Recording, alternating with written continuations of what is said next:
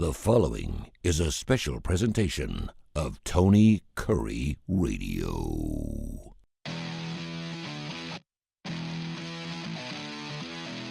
Hello, everyone. Welcome in to the game. My name is Alex Baumann. I'm joined by my co-host today, Gray Oldenburg. We got some NBA to get into, head coaching changes around there, and a pretty big trade to go over. If Nathan was here, he'd probably say it's the biggest trade he's ever seen. Yeah. We have some expansion might be happening for the men's college basketball tournament. And there's been rumors of a salary cap for quarterbacks. I don't know. We'll go over that and discuss our opinions on that. But to start off with, the NBA draft is this week, Wednesday at 7 p.m. Central Time. It'll be a rough week for me as a Hawks fan. It's been rumored that Alexander Sarr, the consensus number one pick, number one prospect, has not been able to get a workout in with the Atlanta Hawks. So if they don't pick him, it looks like it'll be either Donovan Clingan or Zachary Richere. I kind of butchered that last name, but it's between those two guys, looks like right now. And I'm a big Alexander Sarr guy, so if we end up with one of those guys, might be crawling under a rock for a few weeks trying to cope with that.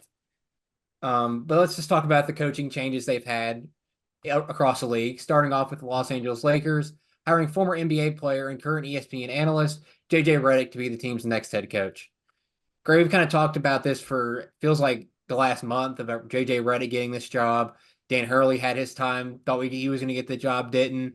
Now as JJ Redick finally gets this job, what are your thoughts on the Lakers getting Redick here rather than a more experienced coaching candidate? It's weird because you can see this from two different sides. You see this from the Lakers' perspective, and just like you mentioned, it missed on Dan Hurley. Not a lot of options of experienced coaches out there. You know, at the time they were the only team looking for a head coach, and it's tough to fill this head coaching position, not just because of the former success of the franchise, the Los Angeles Lakers. They have huge expectations for their team, but also the players on the team and how this team is built, how this front office has built this team. You know, with LeBron James, with only 1 to 3 years left, in my opinion. Anthony Davis, who's getting up there in age as well, also has major injury issues. But then they have some other good little pieces like Austin Reeves really showed out this past year, and maybe he could take a step forward. And they're really weird. It's one of the weirdest built teams in the entire National Basketball Association. So it's hard to find that coach. And I think the Lakers knew that um, not only to get a coach to mesh with LeBron and Anthony Davis, but also to mesh this entire team together and to get them to what they can be, because they're extremely talented. This is an extremely talented team. They would need a players coach, and there was no players coaches on the market. All the coaches that, even if you wanted to go out and steal a coach from another franchise, not a lot of players coaches would take that risk and take that jump from where they were to the Los Angeles Lakers. And then you look at this from the JJ Redick side. JJ Redick, unbelievable basketball mind. He's got one of the best IQ. Anybody that talks with JJ Redick talk about how his basketball IQ is elite, and he's very good at connecting with the players. So, and that's exactly what the Lakers need to be looking for. I really hope this works out for JJ Redick. As much as I didn't like JJ Redick in college or in the pros when he was playing, he really has become one of my favorite personalities in the game, with his broadcasting, his podcasting, that sort of thing. Just listening to him talk about the game is special. I think he'll be able to connect with that Lakers team. I really, really hope it works out for him. It is very rare that we see a first-year players coach get hired, especially to a team like the Los Angeles Lakers, who's older, has one of the best players of all time on it, but also is not very well built and young right now. It's rare to see those kind of situations succeed, but I really do hope it works out for them.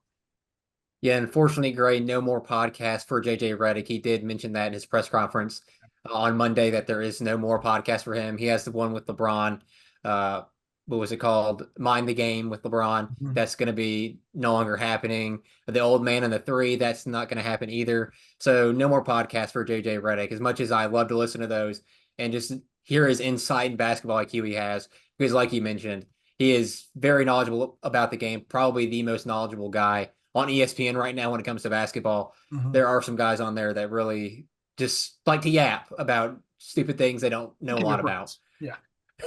I'm not going to name names, but there are people on there that just yap to yap. Yeah. You talk about JJ Redick's success in the NBA and in college.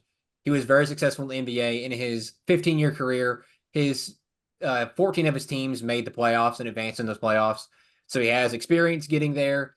Now, winning an NBA championship, I don't believe he ever did that in any of his stops. So he has to hopefully get that done in Los Angeles. But as he saw with Frank Vogel in 2020, he won the championship in the bubble. And in 2022, he was out the door. So even if you do win a Yeah. championship in LA, you're not guaranteed a long tenure there. And as we've seen since Phil Jackson retired, they've rotated through head coach after head coach. Byron Scott, Luke Walton, Frank Vogel, Darvin Ham. Now they got JJ Redick, and none of those guys has lasted more than 3 years. So if JJ Redick can last more than 3 years, he'll be setting some kind of record. So maybe he can do that. But you also mentioned it's very rare for a first time head coach or coach with no coaching experience at the NBA level to get hired. In 2013, 2014, the Nets hired Jason Kidd, who's now the head coach of the Dallas Mavericks, who ended up making the NBA Finals this past year. Mark Jackson with the Warriors in 2011, 2012. As soon as he got fired by the Warriors, they ended up making the NBA Finals and winning the NBA championship with Steph Curry and Clay and Harrison Barnes and those guys, and Andre Iguodala. Doc Rivers in 1999 and 2000 with the Magic, and then Larry Bird with the Pacers in 1997 and 1998. So you think about those four guys, Gray. Do you think JJ Redick will exceed those expectations in LA like a I Jason Kidd did? yeah, Or is I he going to have like a do. Mark Jackson when he missed the I do. playoffs? This situation reminds me a lot of the Jason Kidd situation. Over 10 years ago is when Jason Kidd was, first coming into coaching, and he came into a team that was very similar to the Lakers, not very well built, really, really old, but really, really talented. When they had KG and Paul Pierce and Darren Williams and all those guys, that's a very similar situation. It didn't I didn't want to say I don't want to say it didn't work out for the Nets because they weren't Oh, it definitely didn't horrible. because They weren't horrible. Like you know, like Doc Rivers showed to be, like Mark Jackson was right when he got hired. They were pretty bad. And Jason Kidd has seen success, later in his career. Um, so I do think that they will have success. I think this is going to have to be a entire franchise effort, though. I think JJ Redick's most important job right now is going to be getting a perfect staff surrounding him. That's one big thing that all these new head coaches, especially coaches that are just now getting into coaching, maybe they were a player, maybe they were a broadcaster or something else, and they're just now getting into coaching and starting as a head coach. They don't have their guys behind them. Like, an assistant would have, some former colleagues, former assistants with him as well. Or if you got an experienced head coach, bring his staff with him. I think that's going to be priority number one for JJ Redick to start off, get a good staff around him. I bet there's rumors that Rajon Rondo wants to get into coaching, could enter that staff as well. Winning the championship with the Lakers in 2020 in the bubble, I feel like that'd be kind of cool. I think the Lakers would like to see that. Um, but I do think they have success, but just like we've been mentioning, it's very, very hard and it's very, very rare. So yeah, right when we were talking about JJ Redick, a few months ago, I was like, JJ needs to go to a team that's young, that has the pieces, maybe has some good draft capital, some calories, some cap space to see if they can go out and see if JJ Redick can identify somebody that maybe he wants to add to his team. He can scout that sort of thing. That's not what he's going into with this Los Angeles team. You mentioned the Frank Vogel getting fired after winning the championship. I'm telling you, these people have extremely high expectations for the Lakers, and JJ Redick has to immediately exceed those expectations or he's out the door. Yeah, he talked about the comparison of Jason Kidd with the Nets. That team consisted, like you mentioned, of Kevin Garnett, Paul Pierce, Joe Johnson, Darren Williams. And that was a team that Billy King, the GM, who's no longer there, because Mhm. he ended up trading the entire Nets draft capital away Yeah, and screwing that team for years. They're yeah, the reason the Boston Celtics have Jason so Tatum good. and Yeah, Jaylen Brown. yeah, So, and the Lakers are in a not that bad of a position, but a very similar position where they have aging players. mhm, Their draft capital is very limited. They've basically wasted it all to build players around LeBron James. yeah, They, I would say the Lakers have more young talent. They have Austin Reeves, like you mentioned. They have a guy like Max Christie, who I think JJ Redick will fall in love with because he's a great 3-point shooter, and mhm. JJ Redick loves 3-point shooting, as we saw throughout his career. So they have better young talent. But the question for me is, can JJ Redick navigate the post LeBron era? Because like you mentioned, they probably have 1 to 3 years max, and it might be sooner than that. LeBron could leave this offseason if he really wanted to. He has a player option he can decline or accept. I would assume he accepts it because the Lakers might end up drafting Bronny James in the second round.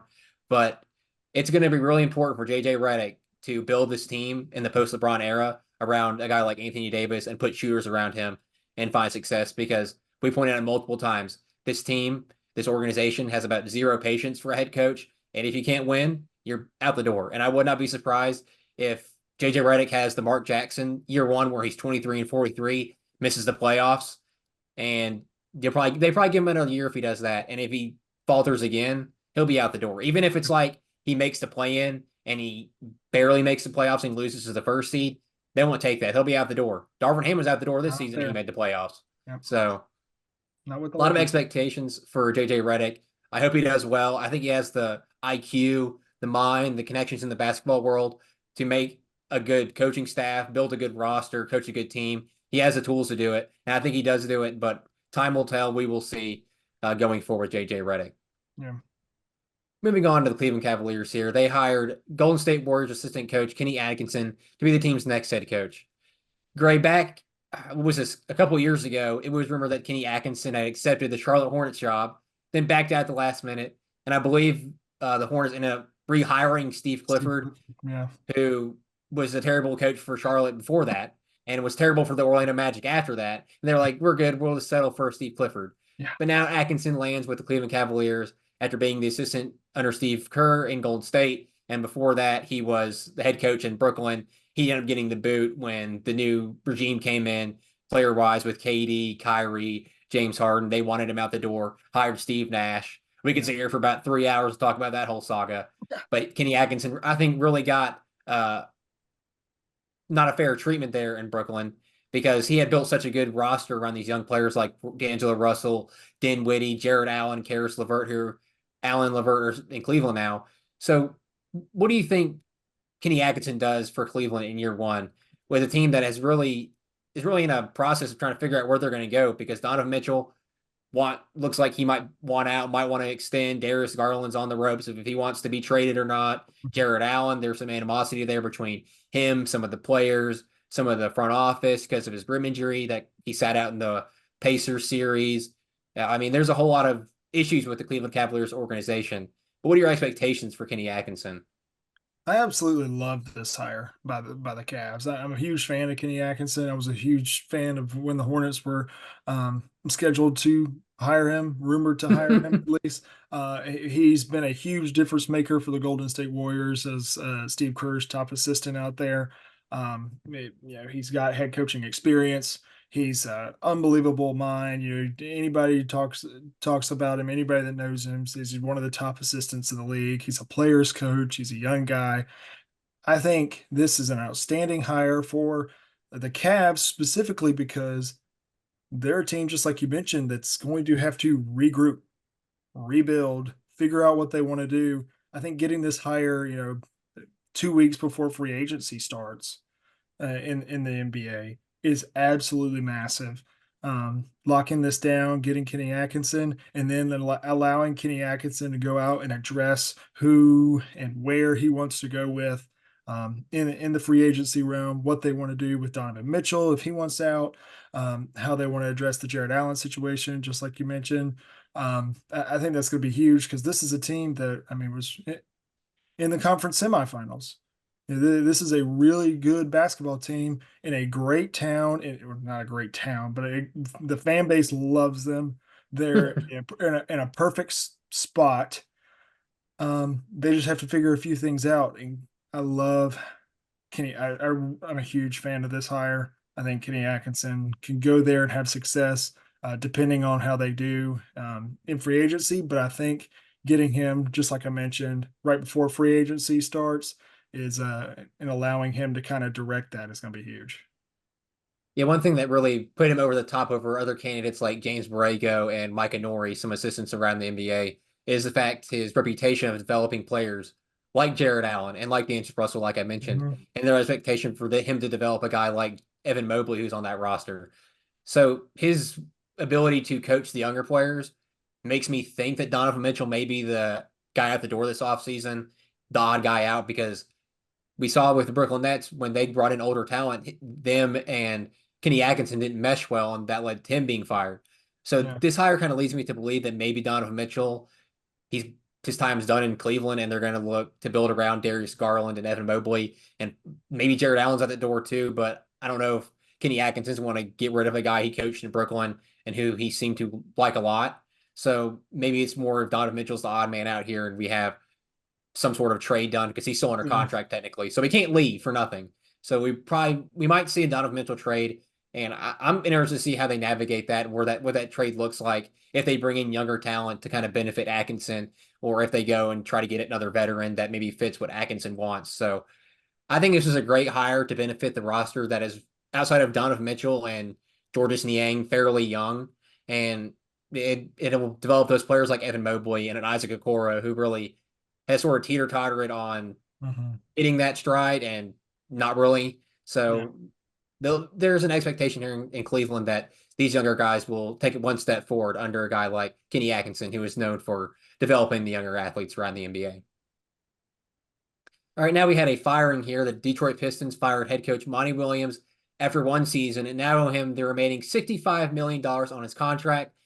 And even though he still owed that, the Phoenix Suns also owe him another $20 million because he was bought out by them last offseason. So in total, Williams is going to be earning about $85 million to just sit at home and not coach at all if he doesn't want to. They have to pay him anyways, even if he wants to go be an assistant for a guy Mhm. like JJ Redick in LA. So he made out like a fat rat here getting all this money to sit on his couch. Yeah. Gray, do you agree with this decision for the Pistons to go ahead and give Monty Williams the boot after just one season? Even though they made the general manager change this offseason with Troy Weaver getting the Mhm. boot. I, I don't, because of that giant contract that the Pistons now owe him and the Suns owe him. I mean, congratulations to Monty Williams and his agent. He did outstanding. Uh, but I don't, because of how bad the Pistons are situationally. I know they were absolutely terrible this year um, on the court. I don't necessarily put that all on Monty Williams. Yes, there's a huge bit of that is on Monty Williams, but you gave him what, a 7, 8 year contract worth 78 million at the time. That is absolutely absurd when you gave him that. We talked about that last year when about this time last year when that happened. I was like, what are the Pistons doing? He's a solid coach, but you don't have the ability to do that. You are not in a good enough position franchise wise, as a whole, to be picky with your head coach. I didn't think the Lakers had the ability to do that, but the Lakers are in a by far better position than the Detroit Pistons. I know Cade Cunningham has extreme, potential and talent. Jaden Ivey has a chance to be really good there as well. Asar Thompson, who's they drafted this past year. They've got young talent. Why are they going in and out on coaches? You just secured your long term coach. Give him a chance with your young talent. Your team was not very good this year. Build your team around Cunningham, build your team around Monty Williams, and then give it a few years. See if you have success. If it doesn't work out, then you fire him and you only pay him 20 million, like the Suns. But no, they're blowing it up because they were absolutely terrible. Over the past 5 seasons, they've had by far the worst record in the league. but I mean, they like a 24% win rate. That's terrible. But you cannot put all that on your coach. Your team's been terrible over and over and over. The Pistons, I think, are in the second worst position in terms of future of your franchise. Um, only better than the Washington Wizards because the Wizards, goodness gracious, they're paying Jordan Poole $80 million. Kyle Um, Kuzma. Kyle Kuzma, all those guys. At least the Pistons have some young talent like Ivy and Cunningham and those guys. That's why I would put them ahead of there. Um, but this is a dumb decision in my opinion. Yeah, I thought it was dumb when they hired him a year ago because Williams is more of a go want to be a championship person rather than let me develop young talent. Yeah, And we saw it last season. He really prioritized playing the older guys rather than playing the rookies that they had. When Kate Cunningham went down with an injury, he prioritized playing Killian Hayes in the starting lineup over a guy like Jaden Ivey, who I think has much more potential than a guy like Killian Hayes, who is now out of the league. He got released by the Pistons. And then you talk about Asar Thompson, their rookie. He was in and out of the lineup constantly. But when he was in the lineup, he was almost a double-double nightmare when it came to points and rebounds. Now, granted, he wasn't a good three-point shooter. He was a amazing defender. I would say above average. And he has a potential to be an elite defender and be an all defensive team type player. So I think getting a guy that can come in and develop young talent is not something Monty Williams was equipped to do. That's not what he no, was known for. no, And I think this offseason, after they fired Monty Williams, they had to identify the next head coach being a guy that can develop young talent and prioritize playing them rather than sitting them on the bench and staggering their minutes like Monty Williams did. And they then mentioned to go after guys like James Borrego, who has familiar relations with their new Pistons' new president of basketball operations, Trajan Langdon. I think I butchered that name, but he was the he worked down in New Orleans with Borrego, who was an assistant down there. And there's also rumors of Micah Nori, the Timberwolves assistant head coach. So there is rumors of them getting that type of coach, and I think that would benefit them a lot. But it comes down to, can the Pistons draft well? Can they not get screwed by the draft lottery? They've been absolutely screwed by this draft lottery the past year couple of after years. year. They got the fifth pick last year, got the fifth pick this year after finishing with the worst records in the league. So they really got to hit the draft picks right on the head here, get the right talent this offseason, whether that be a guy like Dalton Connect to put a shooter around Kate Cunningham and Jaden Ivey, or if they get I don't know, something that benefits this team and puts a shooter on the roster, because this roster really lacks that. And Kate Cunningham's not known for his shooting ability. Jaden Ivey's not. I talked about Asar Thompson not being. Jalen Duren is not a three-point shooter realistically. He shouldn't be, at least. Isaiah Stewart is trying to be, not the best. So I think getting a three-point shooter for this team and developing him under the new head coach is going to be the priority for them going into the draft. Gray, who do you think that the Pistons go out and get, whether that be a Borrego or Micah Nori? I really like James Borrego. James Borrego, former head coach of the Charlotte Hornets. I got to watch him. You kind of come into the Hornets right when we fired Steve Clifford the first time, and really put this team back in a level, eh, you know, very good at developing players. I think he's got great relationships with a lot of different, former assistant with Greg Popovich, former assistant down in New Orleans. He's worked everywhere. He's been in this league a long time. I think that's very vital, and I think that's very important for the Pistons. Just like I said with the developing players, he's also going to come in, and he immediately did this when Steve Clifford was fired at the Hornets. He immediately came in and made the team better defensively. He's a very good defensive coach. Everybody talks about how he's very tedious with his offense and very he's going to run a lot of plays, that sort of thing, and he's going to get guys open shots. He's not going to run a lot of ISO ball, but his defense really improved the Charlotte Hornets, and that took the Hornets from horrible. We're trading away Kimball Walker. This is a nightmare. We need the number one pick. Yada yada yada. To we got a shot at the play in. We're looking a little better. And a lot of that was player development of guys like PJ Washington, Miles Bridges, those guys, those guys took tremendous strides while under James Borrego. Not only offensively, but just like I said, his defense of coaching is very, very underrated. I think that's the exact guy that the Pistons need to identify and go ahead and go get him right now. All right, one trade that happened this past week was the Chicago Bulls traded two-time NBA All-Defensive Team guard Alex Caruso to the Oklahoma City Thunder for guard Josh Giddey. Unfortunately, Nathan is not here today, so he won't be able to dive into this the way a Thunder fan would. But looking at this objectively, Gray, on both sides, what are your thoughts on this trade for the Bulls and the Thunder? Okay, so I'm gonna give it to you both ways. First for the Bulls, um, I think I, it's a little harder um, than looking at it from the Thunder's perspective, um, because I think you get a lot worse defensively. Just like you mentioned, Caruso's a two-time All Defensive Team guard, really really good on ball defender, tall, long guard who can score, finish over the top of players, experienced. You played, very very good. Um, I think the Bulls see it as, oh gosh, Lonzo Ball is probably never going to be able to play basketball again. We need a playmaker to take some of the load off of Kobe White. Let Kobe White kind of play a 1-2 combo guard position. Let him be more of a scorer. And we need a playmaker, who doesn't necessarily need to score, need to shoot, doesn't need to be a spot up shooter. Goodness gracious. Josh Giddey cannot be a spot up shooter.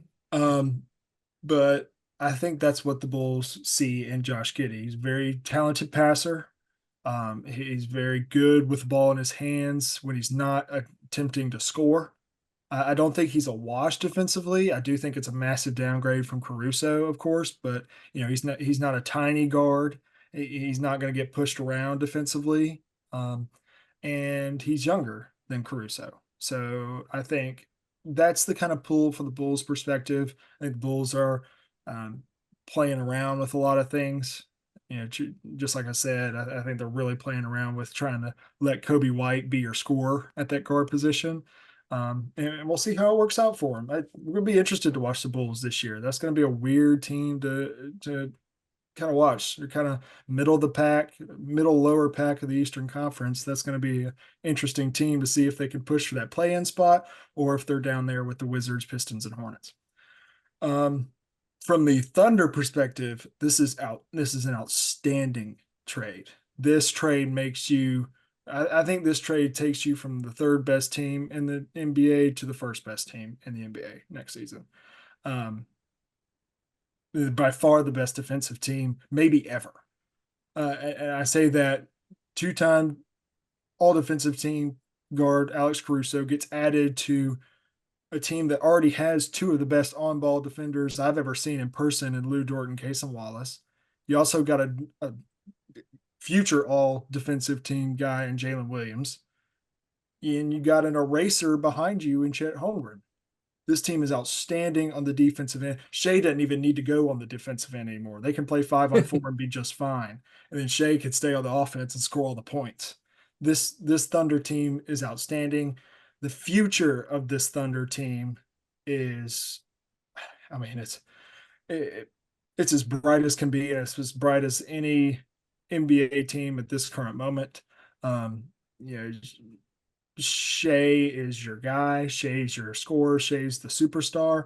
And they have built around him perfectly. They have put scorers, not shooters, scorers like Jalen Williams, like Alex Caruso, and then they've got Holmgren. They've got guys coming. They've got really, really talented projects coming off the bench, and they have draft capital still. Like, what do they have? The 11th or 12th pick in this draft? 12th pick in this draft, and they have the ability to draft for a project. The 11 teams before the Thunder do not have that opportunity at all. They need to draft for right now. They need help right now. The Thunder don't. They don't need anything specifically. They can draft for they can go out and identify whoever they want to and say, you need to come develop with us. I think the perfect spot is Cody Williams, Jalen Williams' brother. He's the perfect example because a guy that got injured in college, was a superstar recruit, but got injured in college and wasn't very good coming back after his injury. Brothers on the team, super talented. Come get healthy and come develop for the Thunder.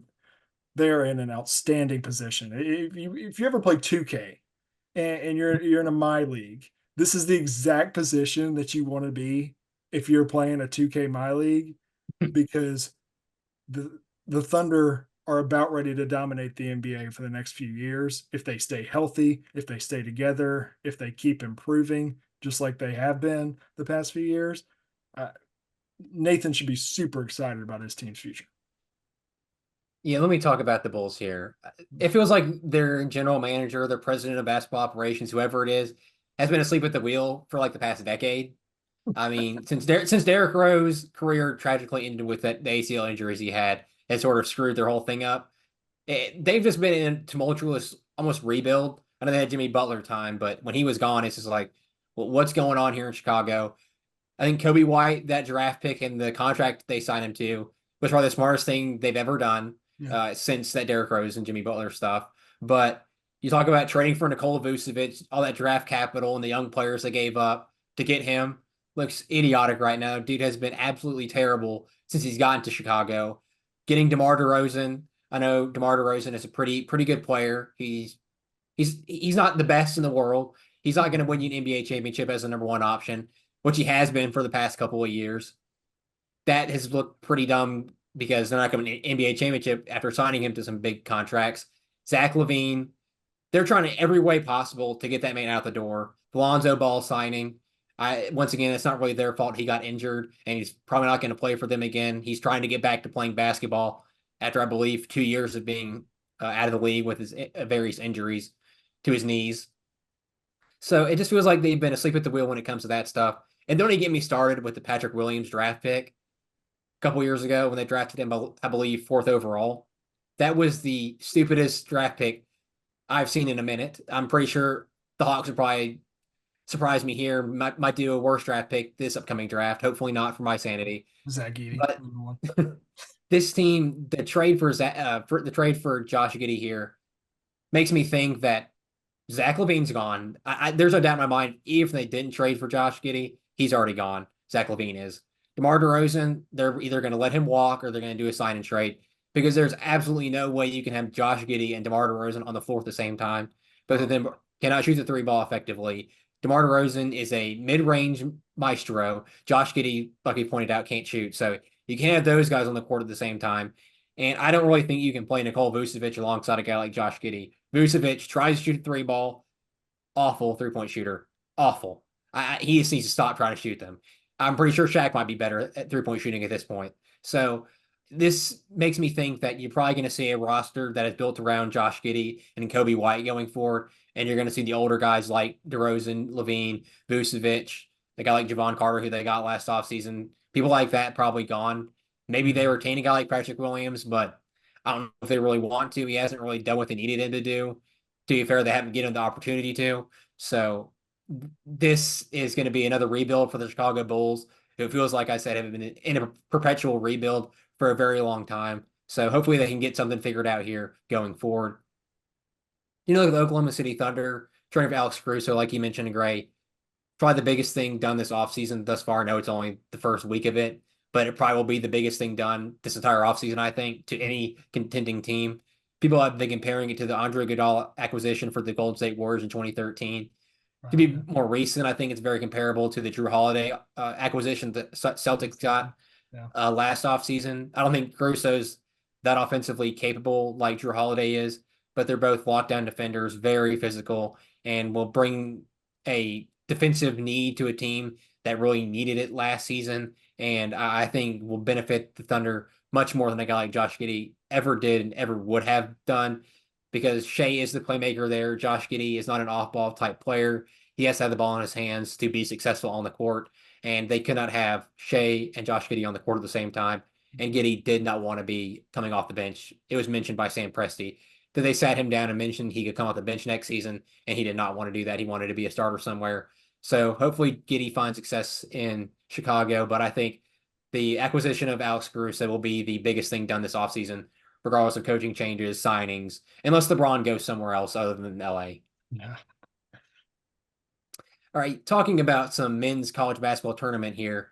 The NCAA has presented a plan to Division I conference commissioners that would expand the men's and women's basketball tournaments by 4 or 8 teams. Under this proposal, the NCAA would keep its 64-team bracket, but would add in playing games involving the 10 through 12 seeds. So you would have an additional site for the first 4, which would be the first 6 or first 8 teams. So, Greg, what are your thoughts on the NCAA expanding these tournaments by 4 or 8 teams? Now, I've got two very conflicting thoughts on these. Number one is absolutely not. We don't need more teams. Don't mess with this because it's already perfect. And if you watched Virginia in the NCAA tournament this year, that's the example right there that we don't need any more teams past 64 or 68 rather. Um, but there's another side of me that's like, oh wow, more basketball, more games to watch, more fun, more madness, more March Madness. I think it'll be interesting. I'm interested to hear, a few weeks down the line, what these conference commissioners really think about that. Are they supportive of it? Are they even really thinking about it? Is this really a possibility, or is this just put some thoughts into people's heads? I don't really know. I'm really interested to hear what specific conferences have to think about this. Because we could talk about how good like the SEC, the Big East, the ACC, the Big 12 are, but I want to see how these lower tier conferences think about this, because this could add a few teams to their total number that make the NCAA tournament, and that's a big deal to those conferences. Conference USA, SoCon, AAC, all those conferences is a huge deal if they get 4 or 5 teams in the tournament, and this could be the difference for that. So I think this is going to be interesting to hear what they think about it. But I got two sides. One, don't mess with it. Two, who cares? More basketball, more madness. I've always hated the first 4 games Yeah, in regards to when the lesser conferences or the lower conferences champions that win their conference have to play basically a play-in game to yeah, play a 1 seed or a 2 seed. yeah, Granted, they're probably going to get beat by them, but as we've seen in the past, FDU, UMBC have done that. But I just hate that these teams that have won their conference have to play a play-in game to play in the NCAA tournament, which they prove they should be in. Now, when it yeah, comes to these play-in type games, if they want to make all of them, let's say, uh, bids like they didn't win their championship or their conference, that would be fine. Like if you had Virginia last season and I think it was Colorado or something like that play, then you had other teams like an Ole Miss and I don't know who else did a Colorado State play in the first 4 games. I'm fine with that because those teams didn't win their conference and they're having to play in to the tournament. That yeah, makes the most sense. But if they're going to make these additional playing games for these teams that won their conference, it makes no sense to me.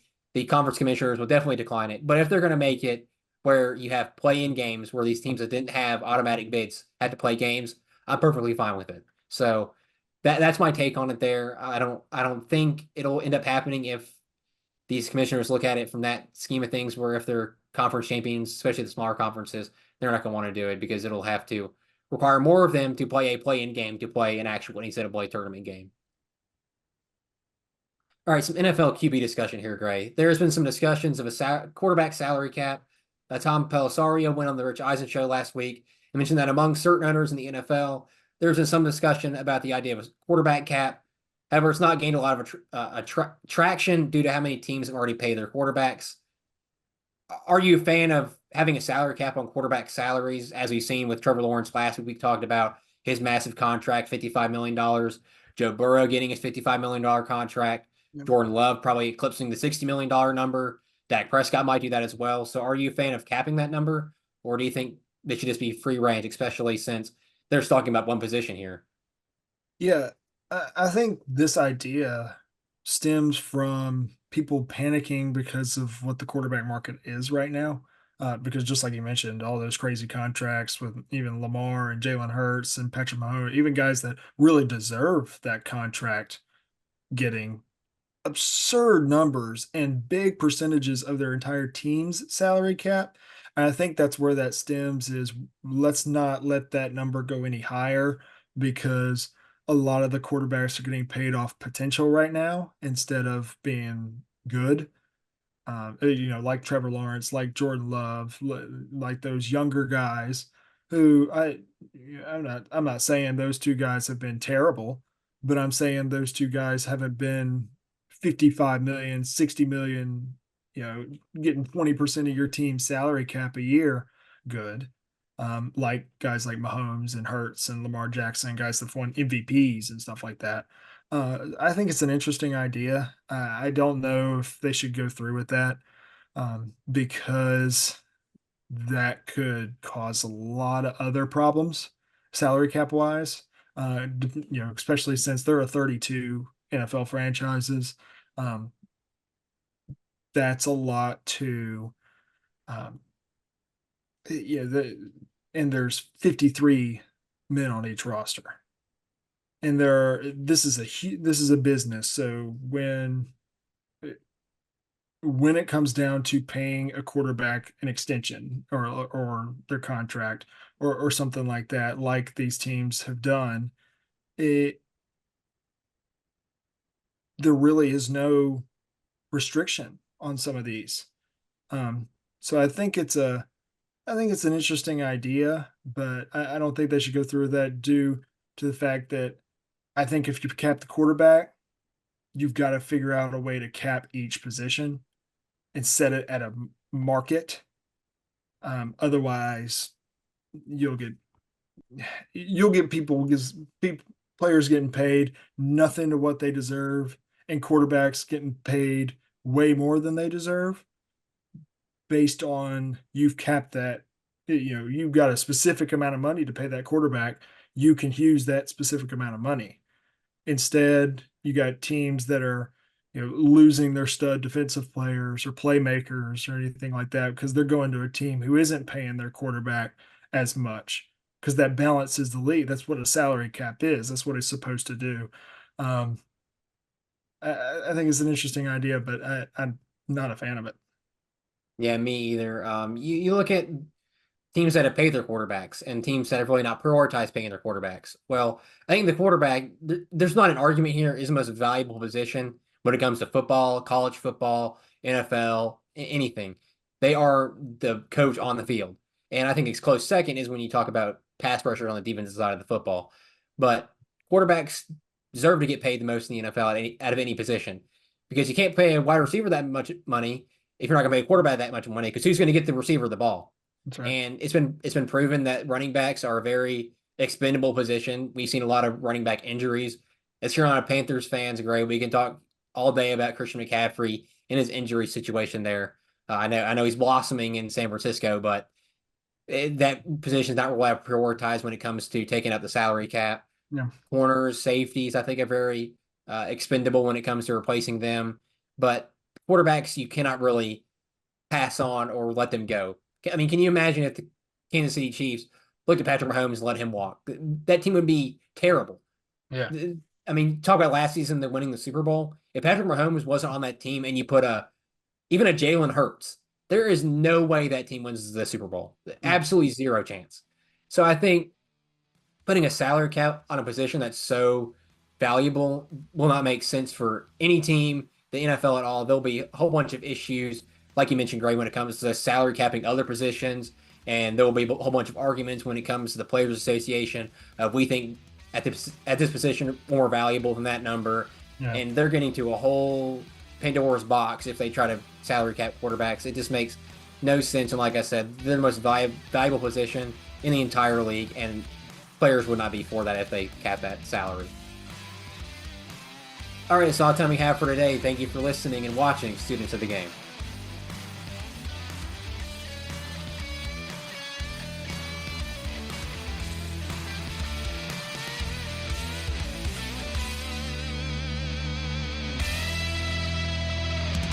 This has been a special presentation of Tony Kurre Radio.